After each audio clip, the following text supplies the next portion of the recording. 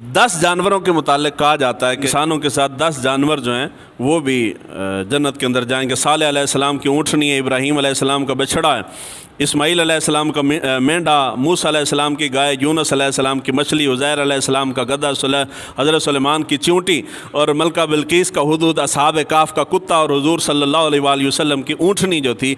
ये 10 जानवर जो हैं, इंसान भी जन्नत में जाएंगे और जानवरों में से ये 10 जानवर जो हैं ये जन्नत में जाएंगे।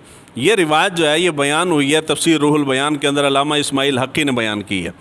मगर ये रिवायत जो है अल्लामा आलूसी ने रूहुल मानी के अंदर फरमाया कि हुज़ूर सल्लल्लाहु अलैहि वसल्लम का कोई फरमान इसके मुतालिक नहीं है। यानी ये बात झूठी है, मनगढ़ंत है कि ये 10 जानवर जाएंगे या कौन सा जानवर जाएगा। हुज़ूर सल्लल्लाहु अलैहि वसल्लम का कोई फरमान इन जानवरों के मुतालिक नहीं है। तो जब हुज़ूर ने नहीं फरमाया तो फिर ये बात बयान भी हुज़ूर की तरफ मंसूब करके बयान नहीं करनी चाहिए।